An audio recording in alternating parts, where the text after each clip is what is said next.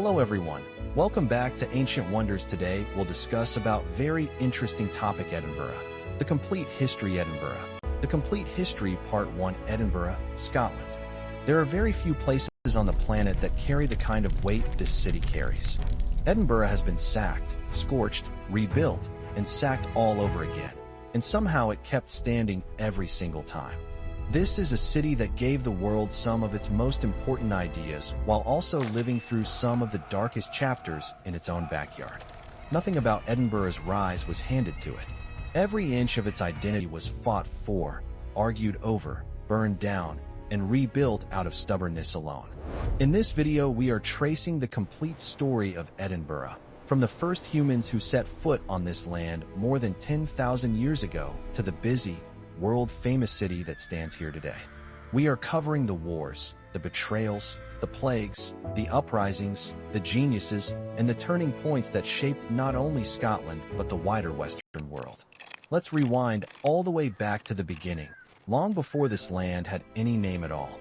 Thousands of years before castles or kings, this stretch of coastline was already home to people. The earliest solid evidence of human life around what is now Edinburgh comes from Cramond, a small settlement where the River Amund meets the Firth of Forth, just northwest of the modern city center.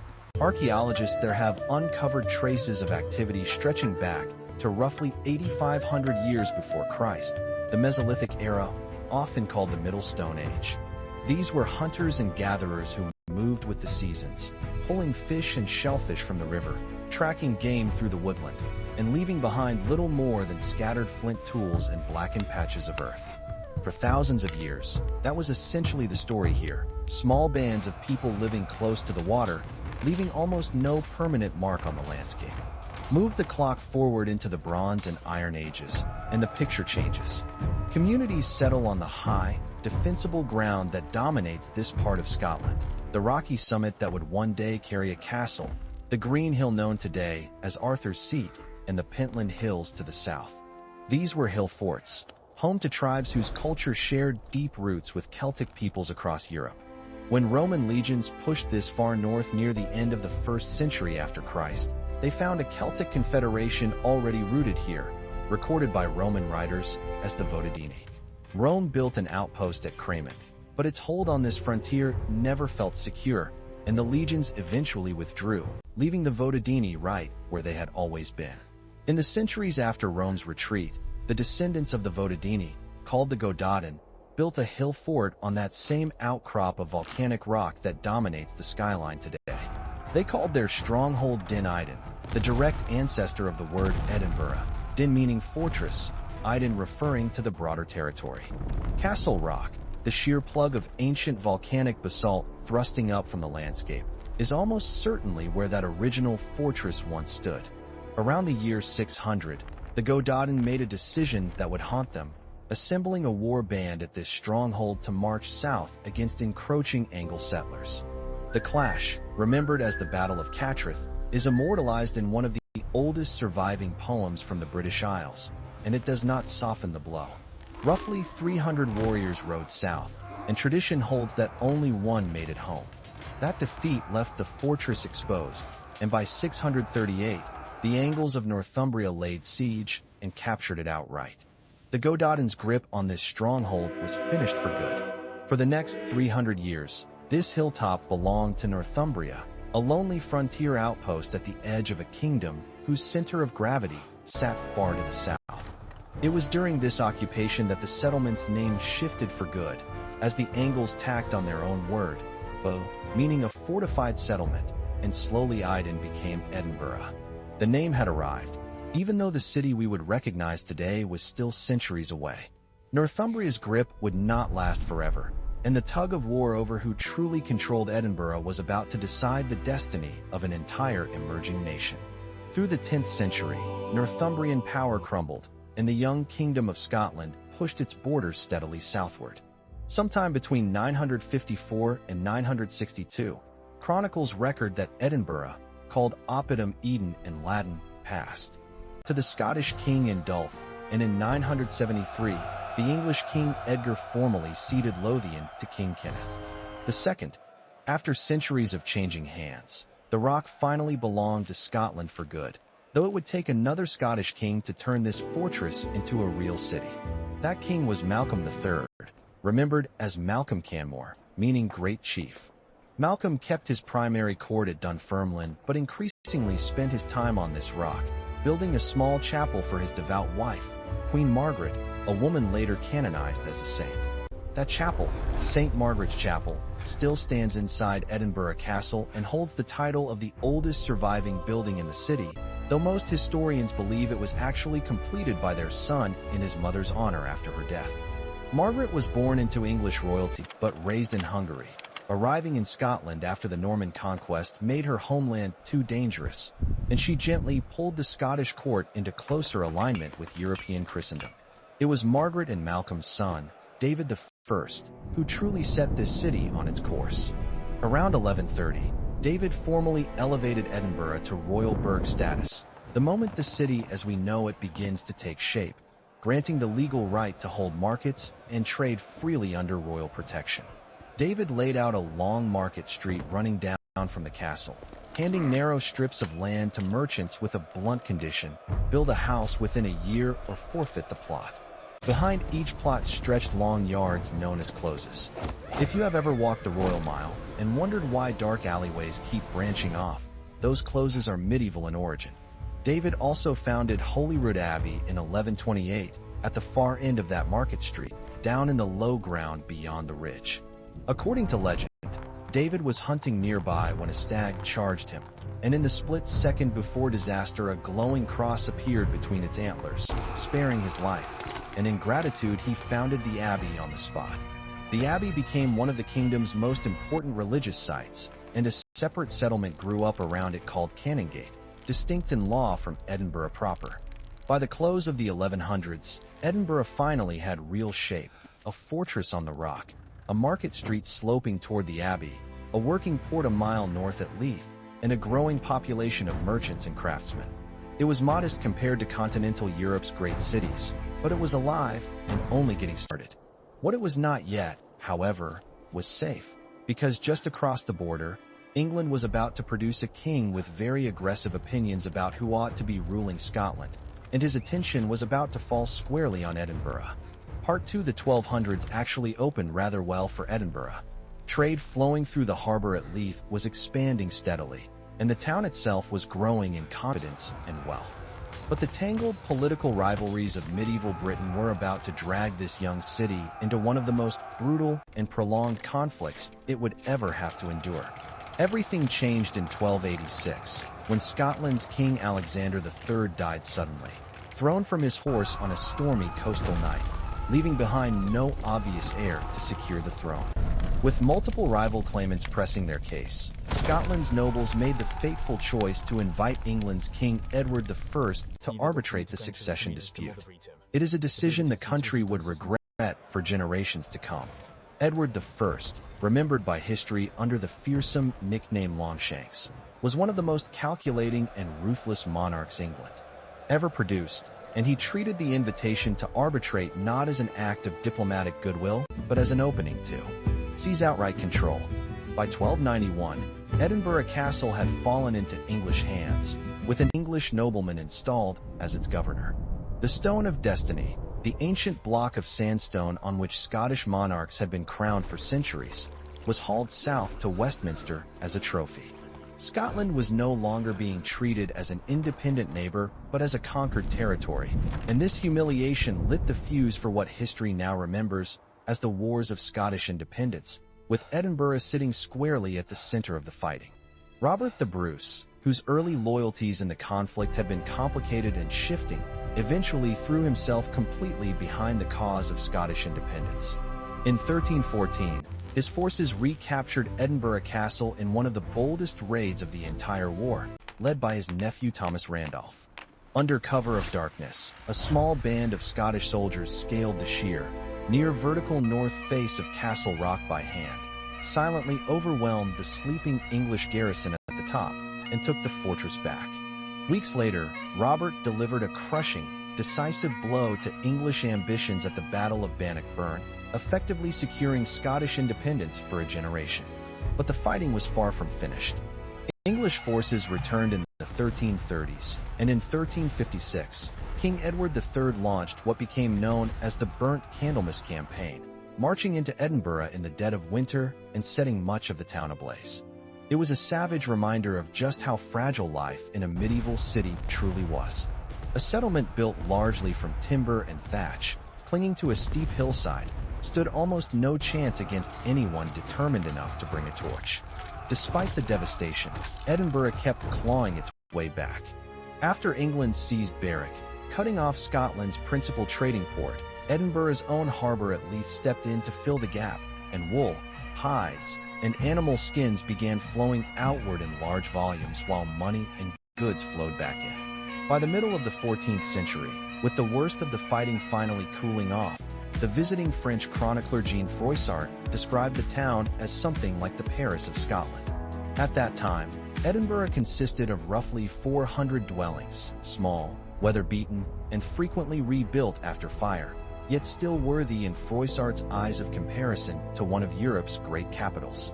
Edinburgh had already survived invasion, occupation, and repeated burning by this point in its story, but nothing it had faced so far could prepare it for the silent, invisible enemy about to sweep in from across the continent.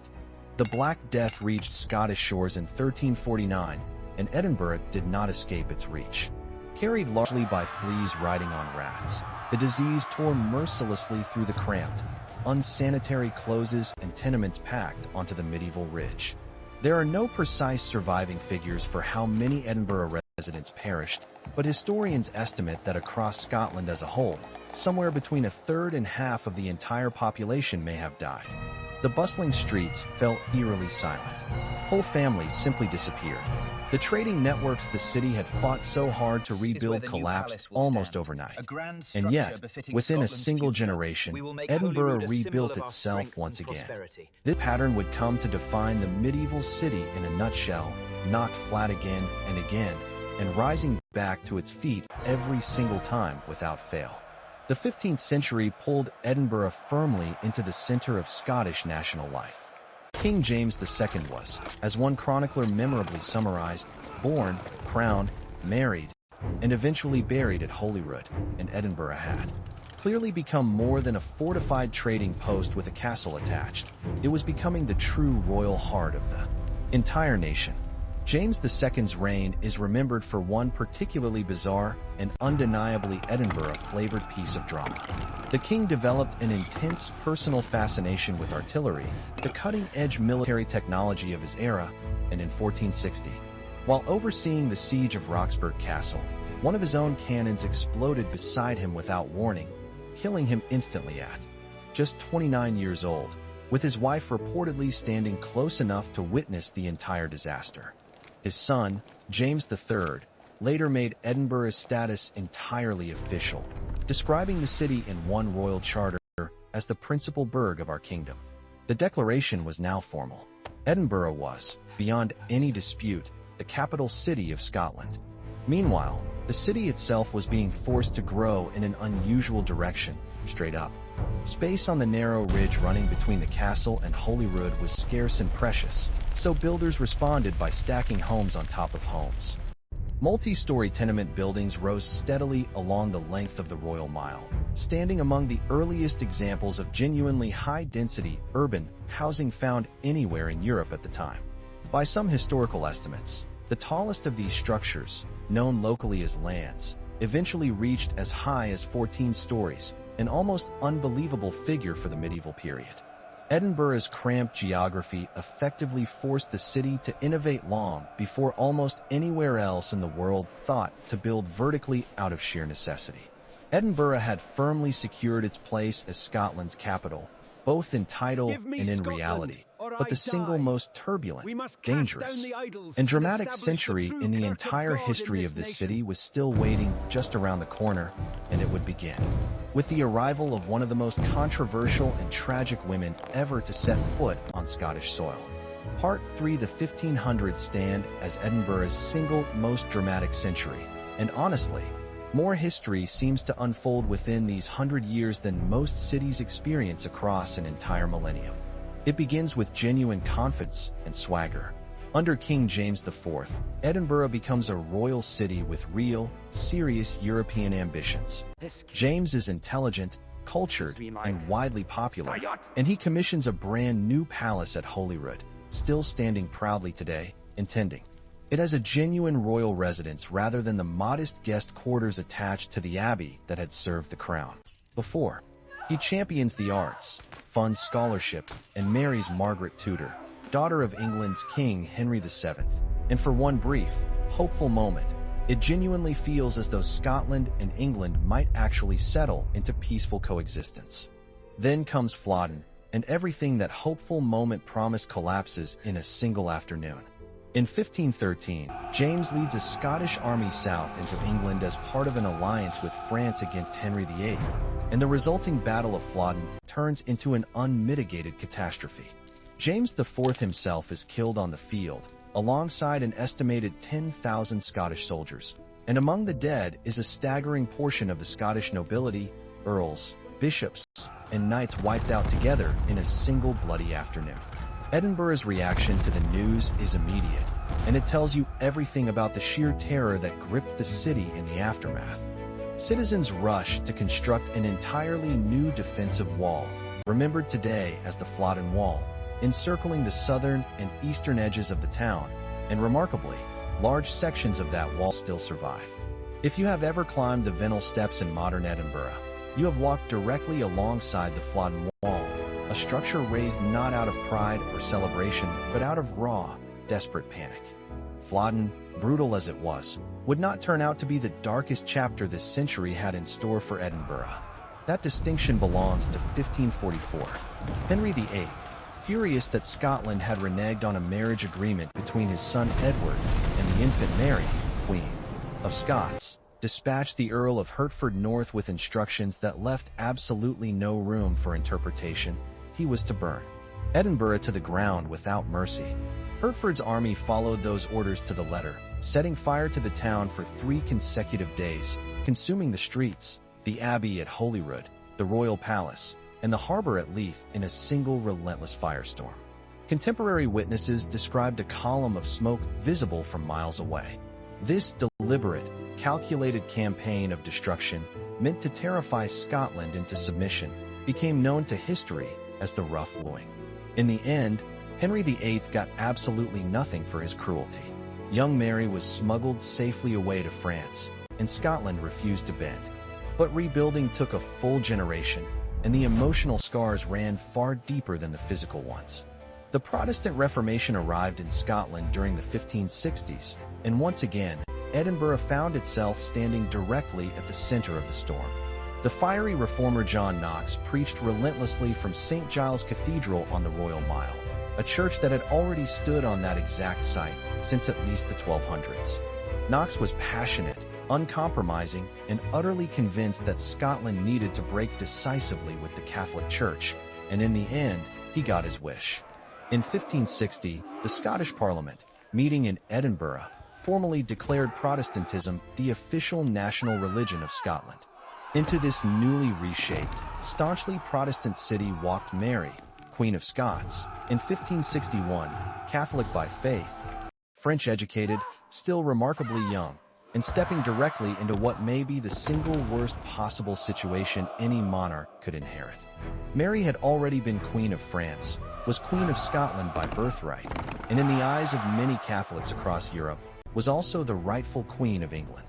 She was sharp, politically capable, and in a different set of circumstances might have gone down as one of the great rulers of her age. But Edinburgh in 1561 showed her no mercy whatsoever. Knox despised her openly. The Protestant nobility distrusted her instinctively. And the sequence of events that follows her arrival at Holyrood Palace reads like a tragedy that only gets darker with each new chapter.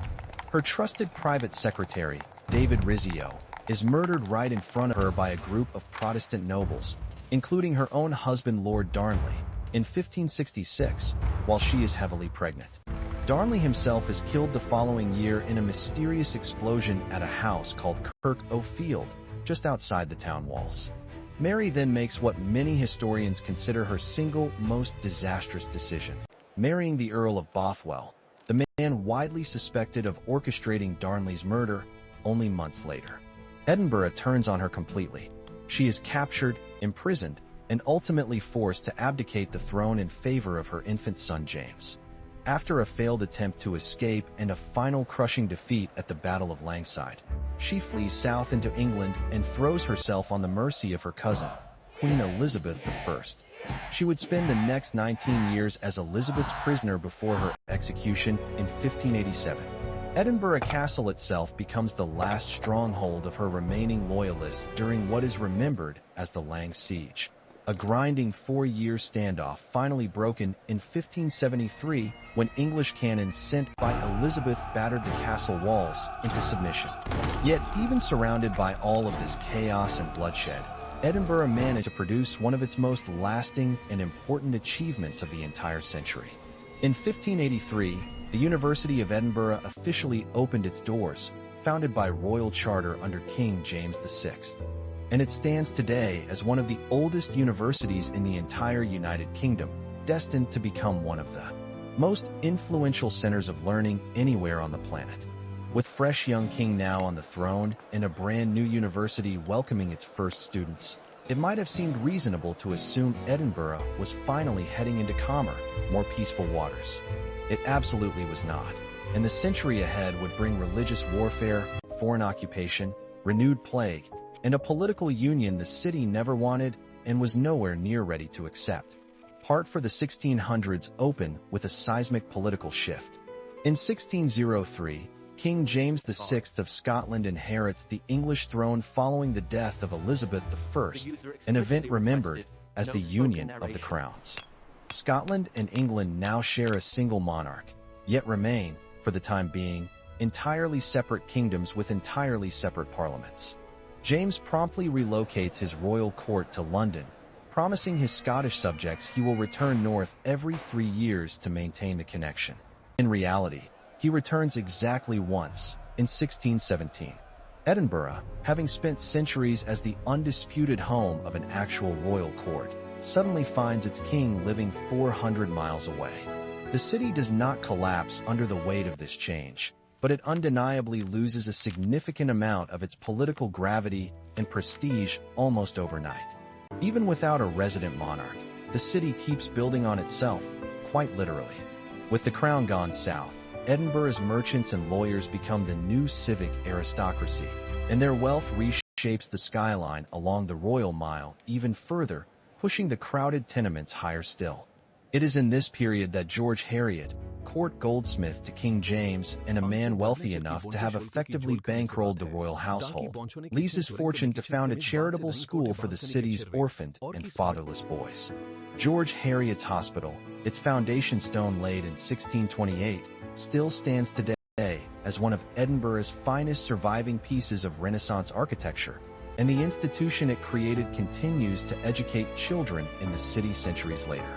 It is a small but telling detail about Edinburgh in this era, a city whose royal glamour has been packed off to London, yet whose civic pride and private wealth keep quietly reshaping the place from the ground up. The religious tensions simmering beneath the surface for decades finally boil over in the 1630s. King Charles I, never particularly skilled at reading the political temperature of his own kingdom, attempts to force an Anglican-style prayer book on the fiercely Presbyterian Church of Scotland. The reaction inside Edinburgh is immediate and explosive. In 1637, the moment this new prayer book is read aloud inside St. Giles Cathedral, the congregation erupts into open riot. According to a story that has survived for centuries, quite possibly embellished somewhat over the years, a woman named Jenny Geddes hurls her wooden folding stool directly at the officiating bishop's head. What is beyond dispute, however, is everything that follows: the bishops' wars, and eventually the much wider English Civil War, a conflict that drags Scotland into multiple, shifting, and often contradictory alliances. Even while political and religious tensions consume the city, Edinburgh faces something far older and far more merciless than any human army: Plague returns in 1645 in one of its most devastating outbreaks yet, tearing through thousands of lives packed into the tight, overcrowded streets of the old town. With no genuine understanding of how disease actually spreads from person to person, authorities respond by boarding infected families directly into their own homes to prevent them from wandering outside. Bodies accumulate faster than they can be properly buried. The very same narrow closes that give Edinburgh so much of its distinctive charm today become, in this era, genuine death traps for entire families. Only a handful of years later, in 1650, Oliver Cromwell and his Commonwealth Army march north on Edinburgh after the Scots throw their support behind the restoration of Charles II to the throne. Cromwell crushes the Scottish forces decisively at the Battle of Dunbar and marches straight into the city, quartering his soldiers inside Holyrood Palace and various churches around town. Edinburgh remains under English military occupation for close to an entire decade. As the century draws to its close, one of the most consequential political decisions in Edinburgh's entire history is still being furiously debated within the Scottish Parliament: the question of whether to enter into a full and permanent political union with England. Scotland's economy is reeling. The disastrous Darien scheme, a hugely ambitious attempt to establish a Scottish trading colony on the Isthmus of Panama, has collapsed catastrophically, wiping out the savings of many of the nation's leading investors and shattering public confidence in Scotland's economic independence. England, meanwhile, is deliberately restricting Scottish access to its lucrative overseas trade routes, applying steady economic pressure. The arguments in favor of union are almost entirely financial and practical. The arguments against touch on nearly everything else: pride, identity, and centuries of hard-fought independence. The Act of Union ultimately passes in 1707, formally dissolving the Scottish Parliament and merging Scotland fully into the new Kingdom of Great Britain. Scotland's elected representatives now travel south to sit in Westminster, and Edinburgh loses its own parliament entirely. For a city that had spent centuries as a genuine capital wielding real independent political power, this represents nothing short of a devastating blow to civic identity. Riots break out in the streets the moment the act is finally passed, and the poet Robert Burns, writing generations later, would famously describe the whole affair as being bought and sold for English gold. The full economic reality is considerably more nuanced than that, but the raw feeling of national loss was entirely genuine, and it lingered for a very, very long time afterward. Yet out of this uneasy political calm that eventually settles over the city, Edinburgh goes on to produce one of the single most extraordinary bursts of intellectual achievement in all of human history: the Scottish Enlightenment. Inside the crowded coffee houses, taverns, and lecture halls scattered across this compact city, an extraordinary generation of thinkers begins fundamentally, reshaping how the entire world understands itself, and the consequences of their work would ripple outward for centuries, touching nearly every corner of modern thought, from economics to philosophy to the natural sciences themselves. Part 5. David Hume, quite possibly the greatest philosopher Britain has ever produced, lives and writes his most influential work right here in Edinburgh, challenging the very foundations of religious belief, human causality, and the limits of human knowledge with a clarity that philosophers are still wrestling with today.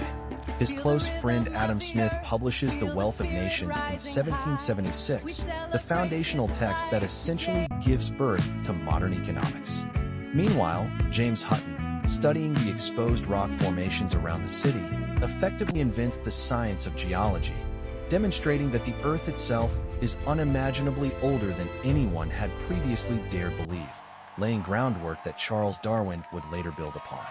In the span of a few remarkable decades, this single, relatively small city produces work that transforms science, economics, philosophy, and humanity's basic understanding of the natural world.